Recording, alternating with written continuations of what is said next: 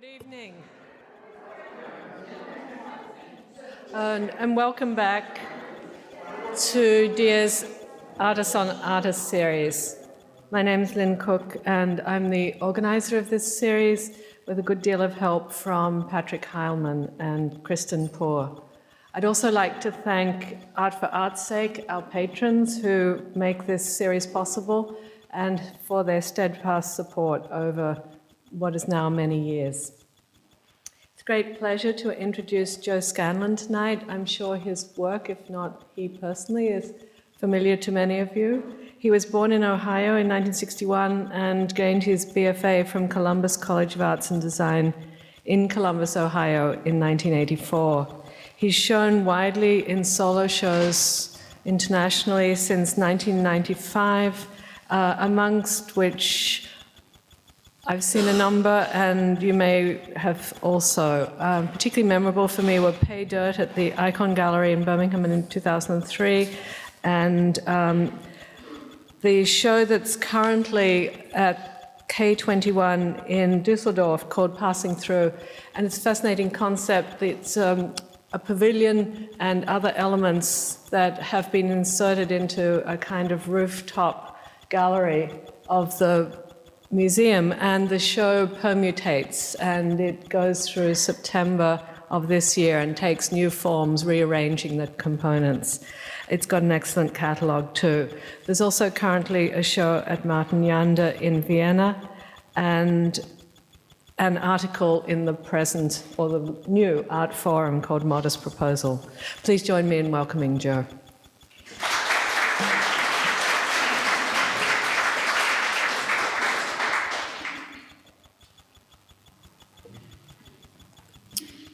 Thanks, everybody, for coming.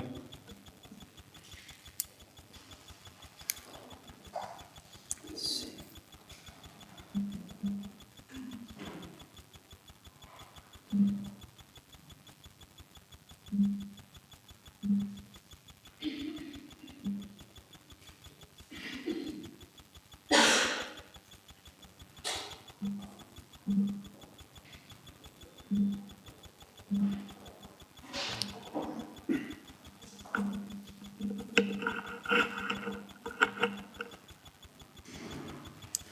So I was very happy to receive this invitation from Lynn to talk about Sol LeWitt, because he, and I don't mean to be callous or cavalier, his death really came at a good time for me last year, in that he was an artist who I had always thought about, and I mean, all of us have many authors and musicians and artists who are sort of out there for us, and we know that they're interesting, but they're sort of someone that we haven't investigated yet at length. And at that time, I had an exhibition coming up at a very good museum in Villeurbanne, France, which is outside of Lyon, and had no idea what I was going to do. And the prospects that they were proposing of just borrowing 8 or 10 or 12 works from collections and doing a kind of 5 or 6 room survey wasn't so exciting either. And I picked up the paper one day and Sol LeWitt had died. And I remember I had seen it at school, and I was riding my bike home from school. And this song just sort of developed in my head of saying, "So long, Sol, so long." And it just sort of rolled with me while I was on my bicycle, and it just like a moment of extreme generosity, I realized I should just be him for this show, or at least kind of go into his work and worry about his work and think about his work rather than mine. And that was suddenly a huge relief. It's like, oh, great. I don't have to be me. I can be him, or sort of pretend to be him, or think about him. And this show then just completely opened up. And so the first images I wanted to show are just a few shots from that exhibition. And what I'm really happy with about in this lecture is that this show was kind of the first inhabitation of his ideas and his work. And I was very pleased with the show, but then this lecture has really given me an opportunity to delve into it even deeper in a more scholarly or literary way and think even more about Sol. So I like that dichotomy very much, so this is a kind of part two. So this was the first, when you entered the exhibition, there was just this large room full of a sculpture that I make, a kind of fake forsythia, and that I, taking sort of an idea from Sol LeWitt, made this sculpture, and it exists as just kind of a shipping carton that is full of 144 of these strands. And when it arrives at the site, whomever, the preparators or myself or a collection of several people, just take them out one at a time, and we all have cordless drill guns, and we just kind of play a game of placement in the room. And as you can see, it just unfolds, and you get sort of some dense areas, open areas. It's really like making, has a lot to do with chance, but also perception. And I really thought of it as just making a drawing, and as a direct descendant from the way Sol LeWitt thought and worked. So there were the first 3 rooms of the gallery were like this. And as you walked through the rooms, the configuration changed, and of course the way you had to move through the rooms changed. And I quite like that in relation to him as well. Just thinking about point of view, making the work, and navigation or ambulatory experience, making and changing the work.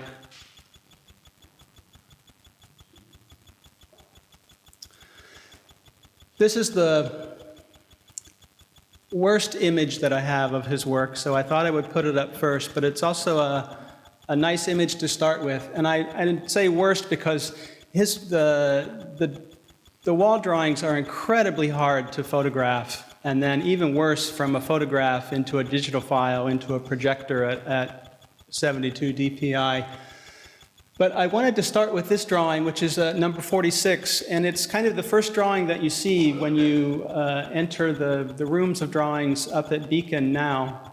And if you haven't seen the wall drawing show up there, it's really a beautiful show, and I think it's up through September. Highly recommend going up and seeing it. But this drawing, maybe with some intent, is the one that faces you as you enter the suite of rooms that have all of the wall drawings. And it is, the instructions are to make vertical straight lines, not touching, evenly spaced, but covering the wall as, not densely, but as just like a filigree completely across the wall. And this is a wall that is maybe twice as big as this one that the projection is on. So I think the total egalitarianism of this mark making is quite a poetic way to start looking at Sol's work. This was a very funny juxtaposition that came to me while I was working on the lecture. Kristen Poor had sent me some images of people working on the installation, and this is someone working on 10,000 straight lines and 10,000 not straight lines. But in doing my research on Sol LeWitt, all of the books and articles that I was wending my way through, I ended up at a very good book by Richard Rorty, who used to teach at Princeton, called Contingency, Irony, and Solidarity. And in that book, he really tries to unpack what is useful and interesting and even politically important about small gestures in life now. And he contrasts it very graphically with previous eras when heroism and grand goals and grand schemes and grand movements were what motivated people. And so seeing the pose of this drawer and his very light and rather relaxed composure next to the sculpture from antiquity known as the Dying Gaul, it's quite in a flip way cover about 2,000 years of art history just in the space of that white margin. But I think this also relates to how I think about Sol LeWitt and what I appreciate in Sol LeWitt, and also from his salad days in the 1960s. From what I know of him through his interviews and people talking about him, he was a very receptive person. And he has said, and it seems clear, that just all kinds of things were open for him to receive and use. So I wanted to just kind of flip through some images from the early 60s that were in the milieu of Sol's thinking and the people that he was running around with and working with at MoMA. This, of course, is a Frank Stella painting called Double Diamond. An Ad Reinhardt black painting, which is even more impossible than the wall drawing. Agnes Martin from 1962. One of Carl Andre's equivalents.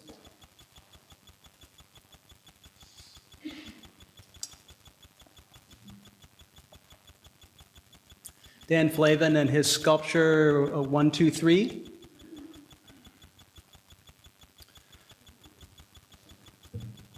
Warhol's Silver Clouds from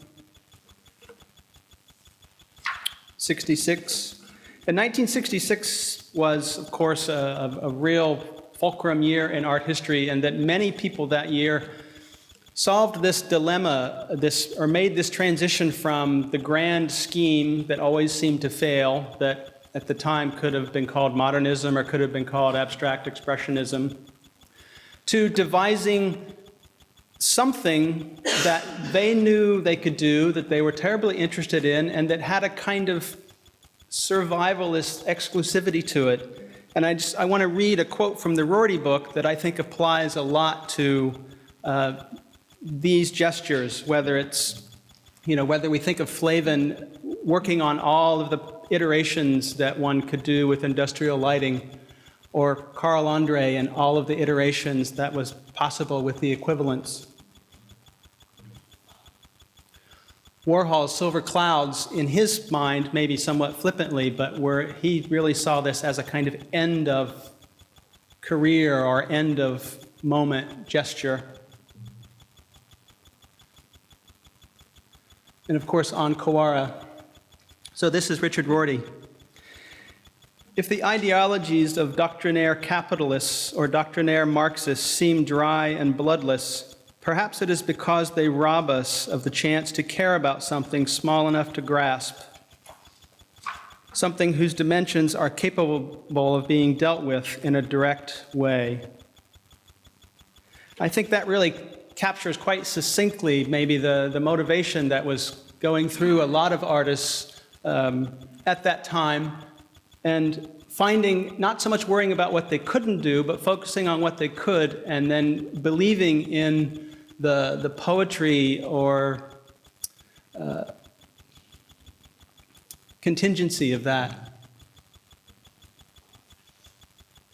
Roman Opalka, part of his Zero to Infinity painting series that started in '66. Very beautiful artist, Nieli Tironi. 50-centimeter brush, or no, I forget the whole, he has a very precise description of how these are made, and I don't remember what it is, but this is what he has done since 1966 as well. No, that's not a Warhol, that's an Elaine Sturtevant. copying everyone else's work is also a kind of end game that one can arrive at that is very fruitful and can always move forward. The funny thing for me, so I'm thinking about Sol LeWitt, and clearly he's looking at what everyone else is up to and thinking about how his own work moves forward. And he has said in interviews that this piece from, I want to say 1964 or 5, is called 1, 2, 3, and was really inspired by the Flavin piece that I showed earlier. But I think a very funny thing happens in LeWitt's thinking here that maybe he wasn't aware of, is that where the Flavin piece is literally 1 tube and 2 tubes and 3 tubes, somehow when Sol LeWitt counts 1, 2, 3, he actually gets 1, 4, and 16. Or 9, not 9, 9, I'm sorry. So there's a kind of compound interest that happens in his, like somehow this idea of seriality or working nominally. Nominalism was one of the words happening today, and even boredom. Barbara Rose's ABC article. Somehow in Sol LeWitt's head, what for everyone else was arithmetic, for him became algebra. And I think that expansiveness in his mind and in how he approached this idea of reduction or seriality really is what makes him a tremendously interesting and useful artist to me, because where everyone else was, if not closing down on production, at least kind of zeroing in on a kind of mono project or mono production, LeWitt's work becomes expansive. Instead of, there can only be more, or it's almost like a big bang happens in his thinking. And I think even in this piece from 1967, we can conjecture a lot, I don't know, but one can imagine that even the shadows cast by this delta wing shaped wall structure gets his mind rolling about what could happen on the wall. And also just literally how this, maybe I'll do it here. The very front point of this sculpture and this whole negative space becomes part of the sculpture as well. So there's a play between the object and negative space, and then also a kind of colonizing or appropriation of the wall through the image of the shadow as well.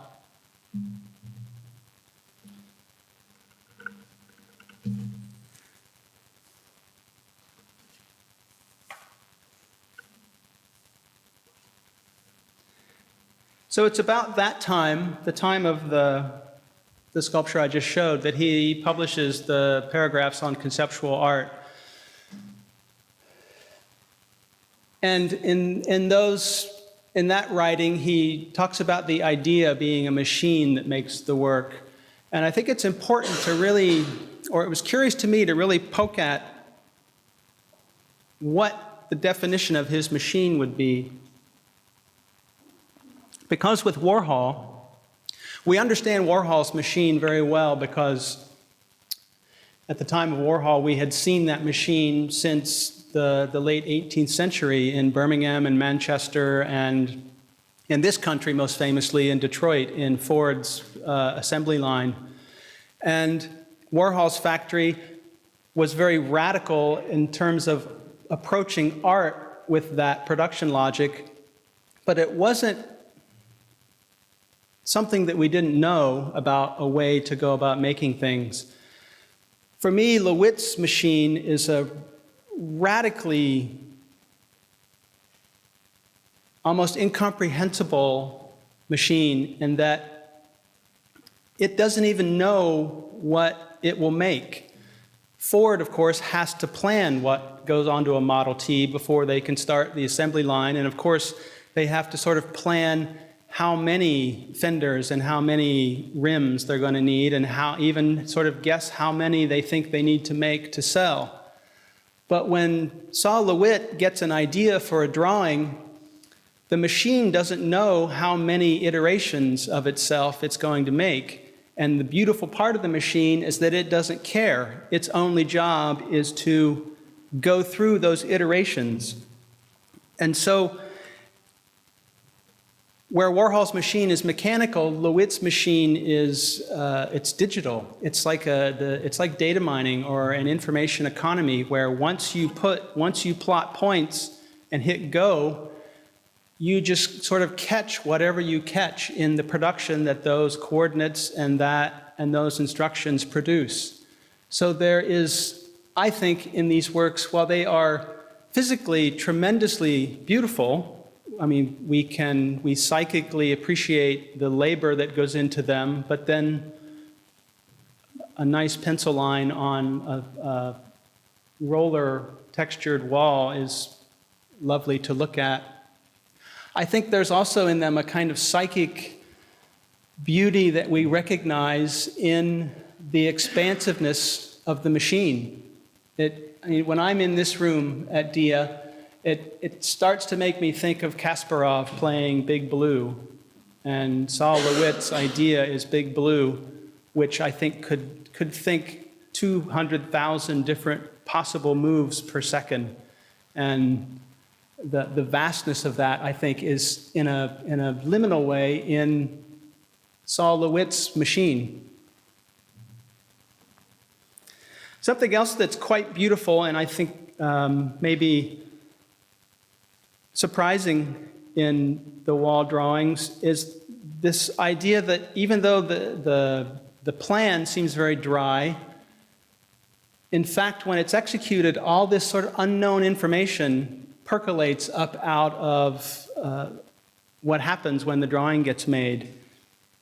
This also, to me, puts me in a very contemporary mind of information gathering and data mining, and how you get many thousand bits and million bits of information and wash them through a screen, things pop up that you would never gather if you looked at any small number of those bits separately. And so in this drawing, and this actually isn't the wall drawing, this is a work on paper, all these little disturbances that happen just from the iteration of the drawing are what make it magical and what make it fascinating. And this, to use a dirty word, this kind of profit comes into the endeavor that one wouldn't expect to be there. This is a picture of the actual drawing up at DIA now. And I can maybe even give you the title. The title of this one is, this is number 271. Black circles, red grid, yellow arcs from 4 corners, and blue arcs from the midpoints of 4 sides, from 1975. This is really a fantastic drawing to look at.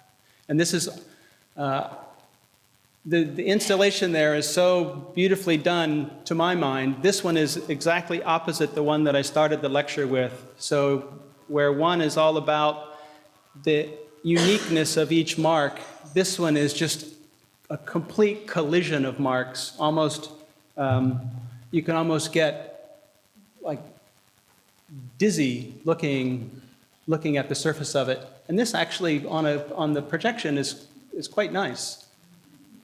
But when in person it's even better. It's a little funny when you're trying to make Sol LeWitt images work for a lecture, you're practically turning them into black light posters in Photoshop, because you're always having to amp all the color up and amp the contrast up. It's sad, but it at least makes pointing at something and talking about it possible. I quite like this whole disturbance that happens here, where as much as the lines on the wall are going to line up, as close as they come to lining up happens here, and you get this kind of glitch or it almost looks like a place where a fax has slipped while it was going through the rollers. And so many aspects of his work make me think of information and information transmission.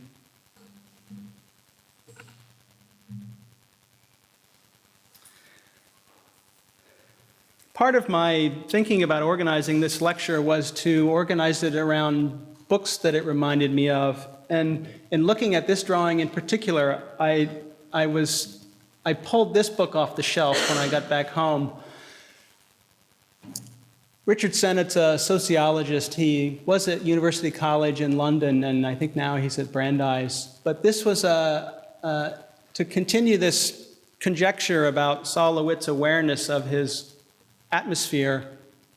This was a very important book that was written in the late 60s that was an argument for chaos in cities. Now, if you can imagine trying to make that argument after 1968, it wasn't a well-received sales pitch. But Sennett's idea was that all of the urban planning and regularization that was happening by putting large boulevards in and giant housing blocks and highways was destroying exactly what was making people intelligent and sensitive and mature and tolerant in a city, which was chaos. That people of very disparate backgrounds and disparate incomes could live together was the beauty of all of the stuff that many city planners wanted to get rid of. So that's the sort of the crux of this book. And I like to think that Sol LeWitt was certainly he was aware of the battle over the Canal Street freeway that got scotched by this woman and many of her cohorts. This book is what many of Sennett's arguments are based on. Jane Jacobs lived in the village and was a really strong advocate for density and irregularity as a key part of city life. And those arguments throughout the 1960s in Manhattan, whether we're talking about the Canal Street Expressway or Penn Station and Madison Square Garden, or just the gradual, her name just went out of my head, Zoe Leonard's photo project that continues today on the systematic eradication of oddness from the city was alive in the 60s as well. And I like to think when I look at Sol LeWitt's wall drawings that their promotion of disorder and chaos and unpredictability had an influence on how he approached the wall drawings and was maybe part of the inspiration for them. This is a scene that Richard Sennett would have loved. He would have said, perfect. This is a Gary Winogrand photograph from '64.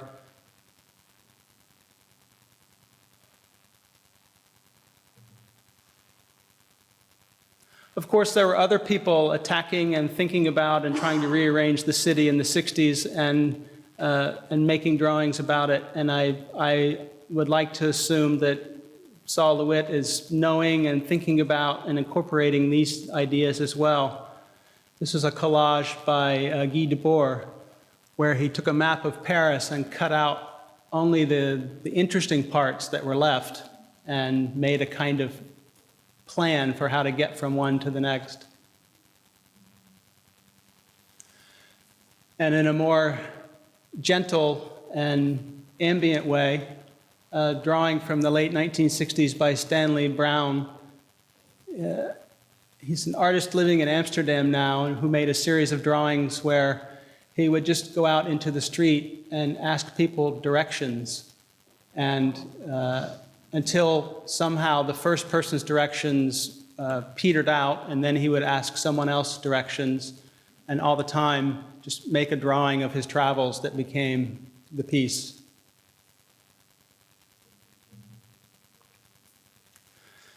Not a pretty picture of city life, but Richard Sennett, a big part of his argument for chaos and disorder in the city was that the discomfort that different people living together created, although it might have been violent or destructive in the short term, he really believed that in the long term, it would help people to just deal and to mature. And like the worst thing in Sennett's mind that could happen to someone was to like join a gated community and have a homogeneous life where interactions with very different people was not a matter of course. So we could look at this as a sinister or disappointing picture of human nature. Sennett would see it as an opportunity for understanding on all counts. And the reason I want to talk about that in relation to LeWitt's wall drawings is that something that is happening more and more, I think especially since his death, is that the people who make the drawings and the peculiarity of those makers is becoming more of the topic. It's becoming a topic in addition to the drawings themselves, and I think in quite a beautiful way. For example, just in the making of this drawing, I don't know how many people worked on this drawing. I like to think, if I'm in that frame of mind, in a Richard Sennett frame of mind, that each person had a colored pencil and that this was almost a kind of endless month-long game of Twister where everyone had to continually react to the other people who were making other colors. And the rules of this drawing, have my handy.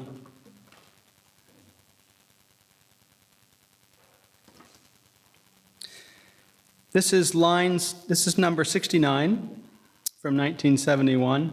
Lines not long, not straight, not touching, drawn at random using 4 colors, uniformly dispersed with maximum density covering the entire surface of the wall. This is a detail of that drawing.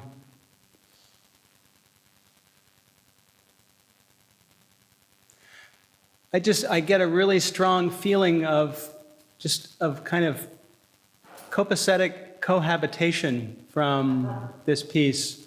You know, like people on a crowded subway or moving through Grand Central or through any plaza where everyone knows the rules of proper spacing and respect, but nonetheless, everyone goes about their business.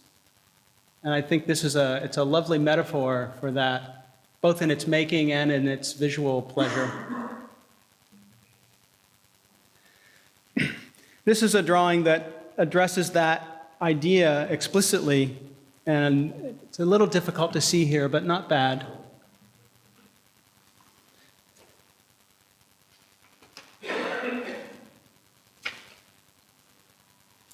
This is drawing 123, Copied Lines.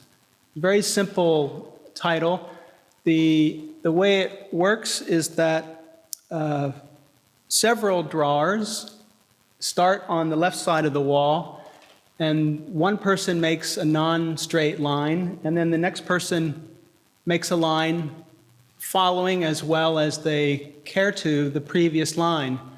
And so as the line progresses across the wall, depending on the hand of each person and the pencil they've chosen, and of course their height, you get a very charming, almost spooning, a drawing that spoons itself from one side of the wall to the other.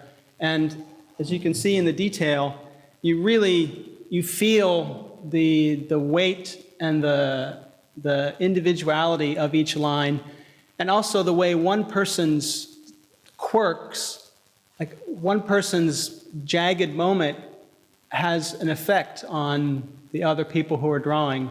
Like, for example, in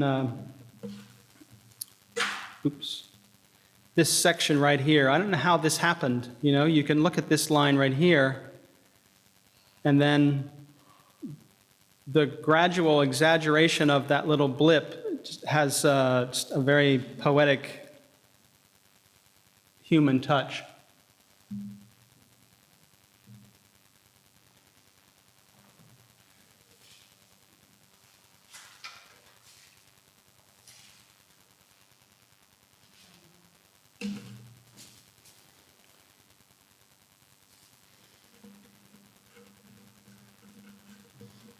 This is number 118, also up at Beacon. 50 points randomly placed on the wall, and then lines drawn connecting all of them.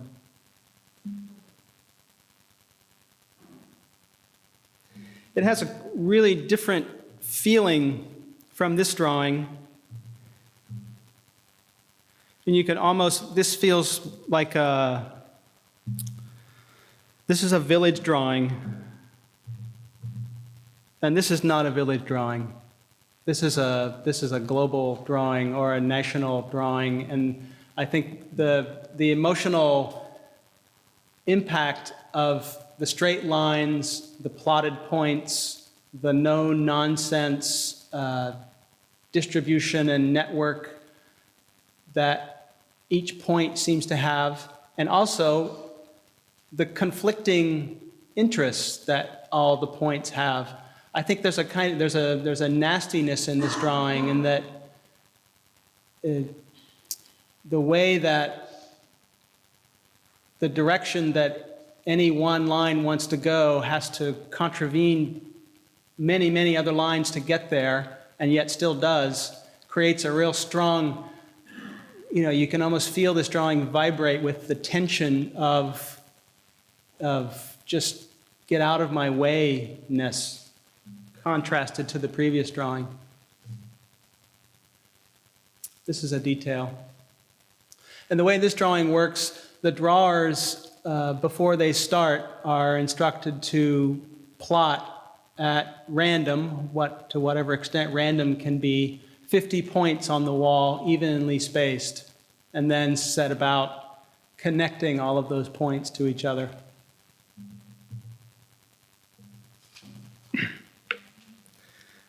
This is a different iteration of that same idea, but one where this one is you can kind of see on the bottom here how it's a vignette that floats on the wall. So it's somewhat defined by the architecture. It's mostly defined by the inclination of the makers. In this case, the drawing is entirely determined by the architecture. So the midpoints and the corners and the center of the wall are plotted. And then each of those points broadcasts towards the others, but never making contact.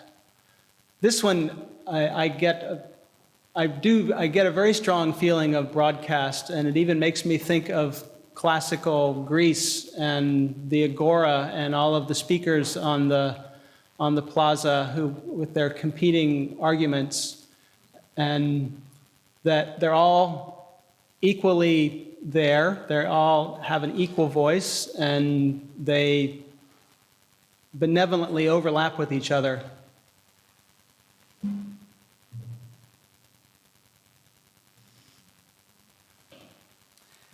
This is another book that popped off of my shelf while I was thinking about Sol LeWitt. One certainly thinks about if there can be architecture without architects. Sol LeWitt's work certainly suggests that there can be art without artists, given the structure of how the drawings are made. But I also wonder if maybe this show had, it had an effect on him as well. This was organized by Bernard Rudofsky, who just had a big survey up at the Architecture Museum in Montreal. But this show was at MoMA in 1964 when Sol LeWitt was working there.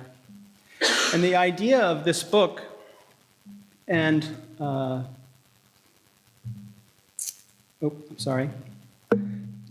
Rudofsky's idea was somewhat married to Sennett's and Jane Jacobs, and that he thought that the book is full of examples from all over the world of perfectly lovely architecture without training or without the so-called I know best academicism of the urban planners of the 1950s. So while Rudofsky's a bit of a reactionary in his language and in his argument, the scholarship in this book and just the sheer beauty of the things around the world that he photographs to make his argument, I could imagine politically Sol being attracted to it, both as an idea and also as a kind of democratic or egalitarian gesture.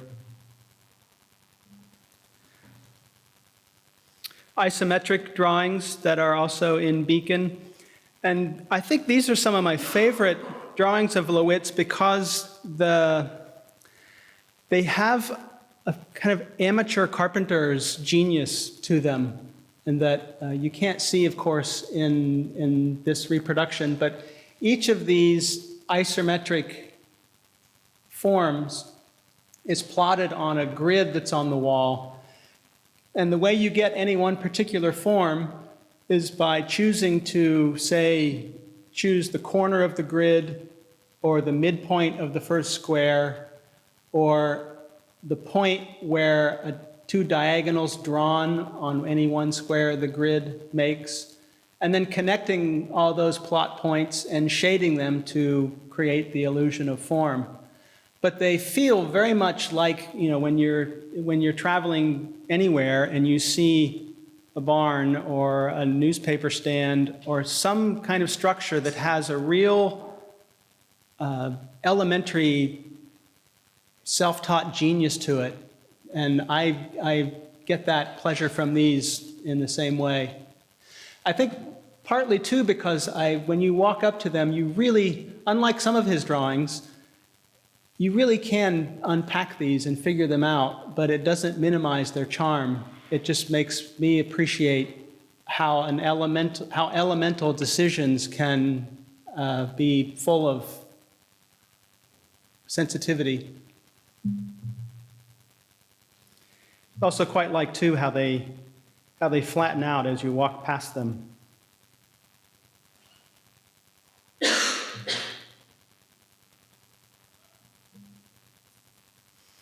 The last book that I pulled off my shelf, and this actually preceded the Rudofsky book by 5 or 6 years. This is by the wife of Moholy Nagy and was written in the 50s. Fantastic title for a book, Native Genius in Anonymous Architecture. But it relates to this idea that Rudofsky was after as well, and that I see in those isometric drawings of a kind of elementary problem solving turning into poetry. And actually, I think the cover of this book is of a very old stone house in Guilford, and there are quite a few colonial New England houses in this book, as well as adobe structures and things from Central and South America.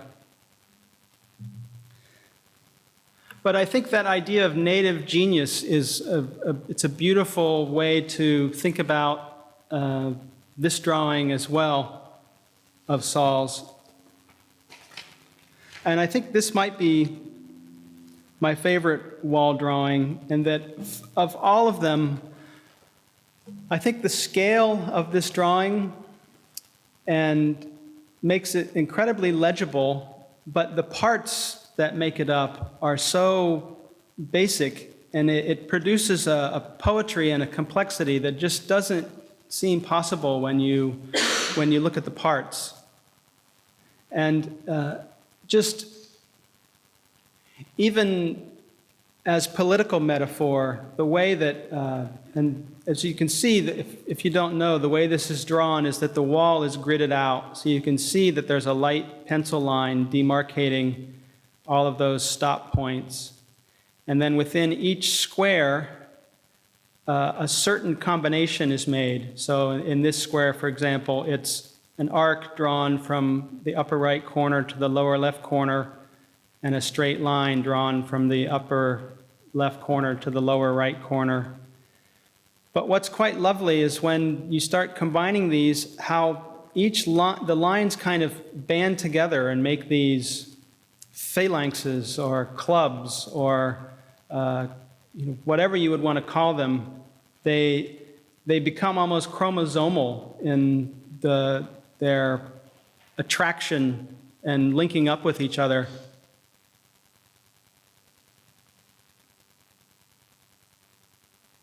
Oh, and I was going to read the title. This is drawing number 136, Arcs and Lines. This is a grid covering the wall, all possibilities of two lines crossing using arcs from corners and sides, straight lines, not straight lines, and broken lines. Two lines in each 36-inch section from 1972.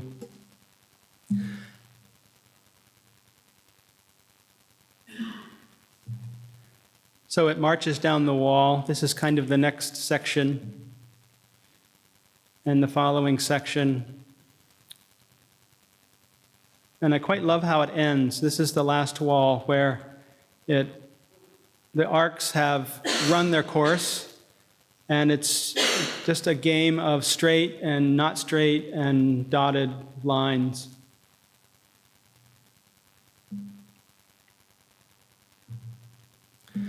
So to finish, I want to return to the show that I made in Villeurbanne last year and show a few images of a modest game that I made. This was a piece where I really wanted to inhabit Sol LeWitt and stand in his shoes and try to think of a system that, he once said that he wanted to make work that he wouldn't be ashamed to show to Giotto. I would like to think that I wouldn't be ashamed to show this to Sol LeWitt. So this was a series of paintings based on this phrase that came into my head on my bicycle. And when I got to my studio, or I got home, and I really started playing with that phrase, it's quite a long phrase that you can make with only 5 letters.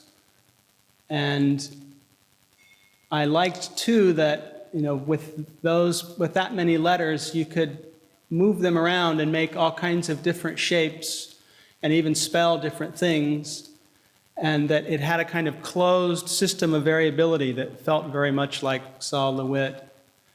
But that wasn't enough, so it seemed that, especially thinking about his later wall drawings, that color, really strong, sumptuous color, I wanted to have enter into it. But not just to color it, it had to be a system. So in each of these variations of the phrase, there are 5 colors, but one was always left out of each iteration. So for example, in this one, you don't see any lavender. And in this one, you don't see any green. And the 5 colors were green, this kind of burnt orange, a dark gray, red, and white. So the works were made by a commercial sign company. So actually, if you went up close to these, you could they're aluminum with a printing on top of them. They're almost, if this didn't say this, and if it wasn't in an art gallery, you would think that it was signage for a gasoline station, or it's a very durable image and object. And each one is an independent unit. So depending on however you want to arrange them, or whatever logic you want to compose the picture by, you can. So if you wanted to organize it by color, or by letter, or by the word you want to spell, or by the configuration you want to make, all of those controls kind of had play in the work of art you would make. So these were 2 iterations. Of course, the first one, the simplest, being a long straight line. The second being a 3x5 vertical. And in this show, I decided I really only wanted to concentrate on the perfect, so-called perfect shapes.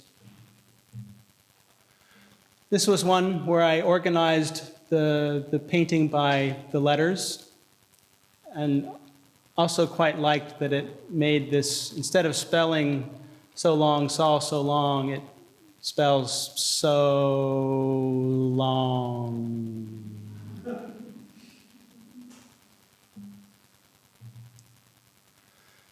And this was the last iteration in that show. It's quite nice that you can make a perfect stair out of 15 squares and, of course, have it spell so long, Sol, so long.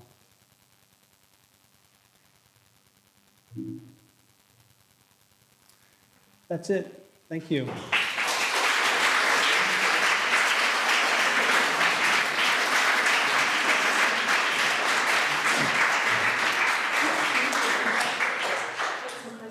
Sure, if there are any.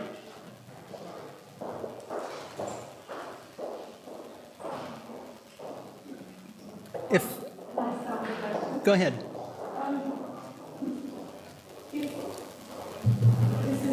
When an artist dies, obviously the corpus of works comes to an end, and one can look at that as contribution with a kind of wholeness that is impossible when the artist is still working. Is that part of your, is that contingent, a prerequisite for you in being able to inhabit soul, do you think? Or is it some other relationship to stopping or I think for me, the question always was that he was an artist that I thought I couldn't add anything to. You know, where, say, an artist like Smithson, who I love, there's all kinds of messy questions to pursue in Smithson. And in looking at Sol LeWitt's work, I just always, there's such clarity and I just never thought I could add to it. But it was only, I guess the finality made me think I should try, or I should see what kind of movement there might be in his thinking for myself. Yeah? One little presentation I had, now I realize, somewhat mistaken notion that LeWitt was very much a conceptualist, that his instructions presented in a very didactic, formulaic manner would lead to very predictable works of art as depicted by his assistants. But you seem to have introduced a very interesting counter-notion of randomness in his work, that rather than necessity and predictability, there is definitely an element of chance and contingency, as also justified by Rorty's work. But how does one flesh out this apparent paradox of ordering randomness or concisely configuring chance, which seems, I think your last statement was very to the point. It's a closed system of variability. They just seem to be intuitively conflictual. Can you sort of comment on that tension? What I think is the tension. It is tension. It seems like a question that goes back to the beginning of time. I take it as a question of motivation and how much one thinks they can control what they're doing or control the effect of what they're doing, and how much they want to, and then how much either of those thoughts, matter to the person and what they think their place in the world is. And from what I can gather with Sol LeWitt, I think there was quite a bit of planning in the variability of the systems that he chose. I'm sure there were many wall drawings that he thought of that we'll never see, or we didn't see, because there wasn't enough play in them. And I think the play, for me, is what is really surprising and wonderful even if if his absolute longtime best drawers were making the drawings, I think he still could kind of count on a good idea doing something that no one expected. And it makes you feel alive. Like I love Onkawara's work, and I really like thinking that even though he's making many things, but when he's making the date paintings, technically the activity is the same, but he may have had a very good meal the night before, he may have read something in the paper that affected him, put him in a mood, and so the thing stays the same, but the life around it changes, and then that colors the making of the thing. And so with Sol LeWitt, I think that balance between sort of the amount of play that's in it is how he accepted the world. He controlled it to a comfort level, but clearly had quite a bit of comfort as well with the unknown or the undetermined, and counted on that in his work. And I can only guess that he kind of counted on it in his daily life too, that he loved and expected every day to be somehow twisted or different. Yeah. I was just going to add on to your question,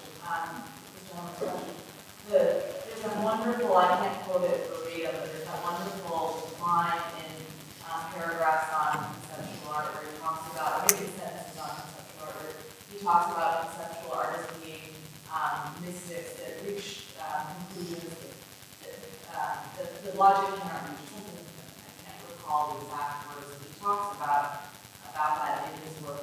That his work may have systems, but it's not very logical. And in fact, it can be wonderfully irrational.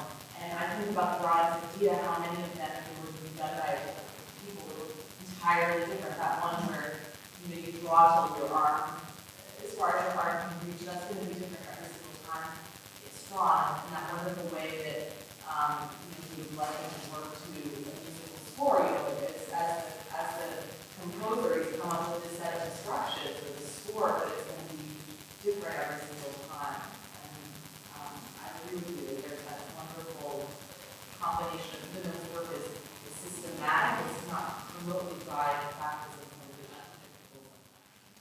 Well, I don't know anything about game theory, but I imagine that in game theory, there's let's say this is the entire range of variability, and that very low variability is just not attractive. It's not compelling to our brain as an idea, and extreme variability is beyond us. But in the middle, where baseball and chess and all those kind of extremely stimulating deck of cards, there's something about the scale of chance but limitation in those that seems innate to us. And I think the wall drawings are really, they're like chess. They're really just an amazingly fixed but infinitely changeable system.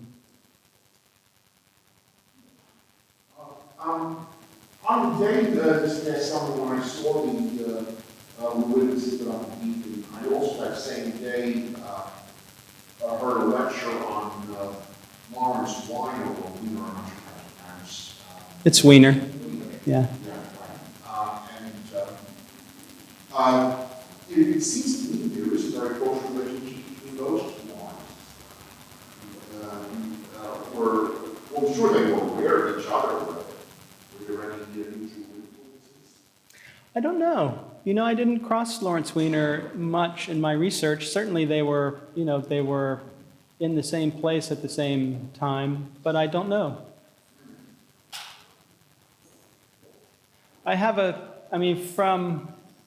If you haven't read it, or if you read it and forgot it, there's a really nice, what do you call it when you write something or say something after someone dies? Yeah, not quite an obituary.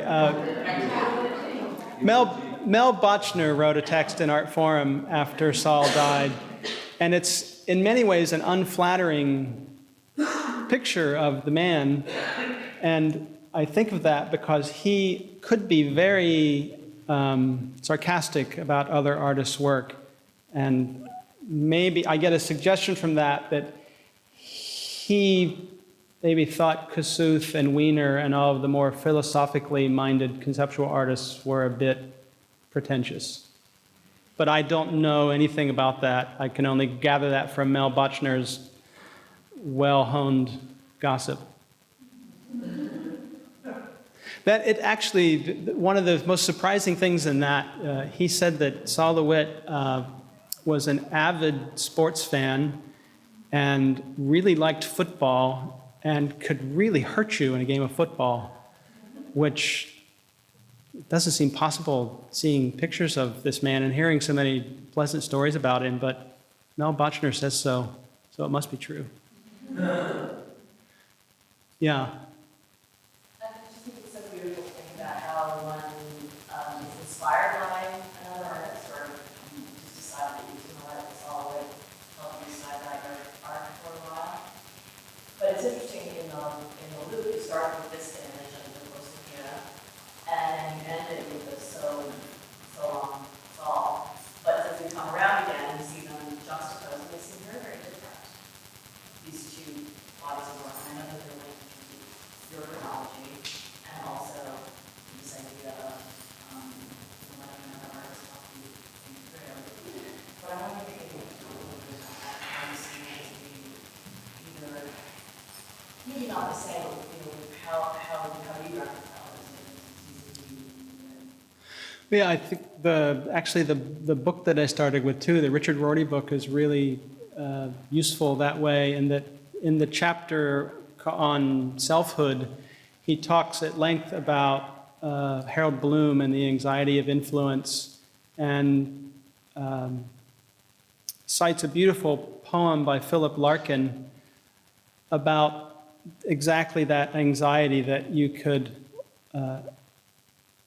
live your whole life and realize that you were just copying others or walking in their footsteps and not carving out a space for yourself. And in Larkin's case, like not really finding out who you are because you've only ever been in other people's skin or in other people's space. So for me, in these two, the So Long paintings, I really just tried to forget myself as much as I could, aside from, like taste and color choice, and just let his rules or my understanding of his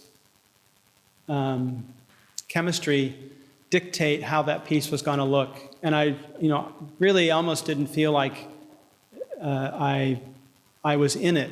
I was more like, it was academic. You could say that it was like me making a copy of a plaster figure or something, or, like in Japanese brush painting, just copying the master. Whereas in this piece, this is my work, and I feel like this sculpture or this interpretation of the idea of drawing has been done, of course. Judy Pfaff and many people have made lines in space, but I feel like this is unique to me, and this is some small step towards finding out who I am for myself. And I see that as the difference. Yeah. Joe, did you determine the placement of each of these, or did you collaborate with your assistant? It was a collaboration with like 2 or 3 other people, and then sometimes I would have to leave to take care of something else, and they would carry on without me. I think LeWitt thought about these works that we talk about as being very playful as collaborations with the strap too. It's a nice way of bringing it all together. Also, noticed in your lecture, a couple of times you talked about egalitarian. He was the most egalitarian of men. He really was. That was a very important part of his life, to be that. And I'm glad that you mentioned that. Oh, thanks. You get that sense, even just if you landed here from another planet, just looking at the work, I think you get that sense. He was, I know he was a big fan and very influenced by Agnes Martin, and I think anyone who appreciates her mark making, and how egalitarian it is, you can see that filtering into his thinking. He was immensely supportive of other artists. Full relationship with even essays, immensely supportive of that.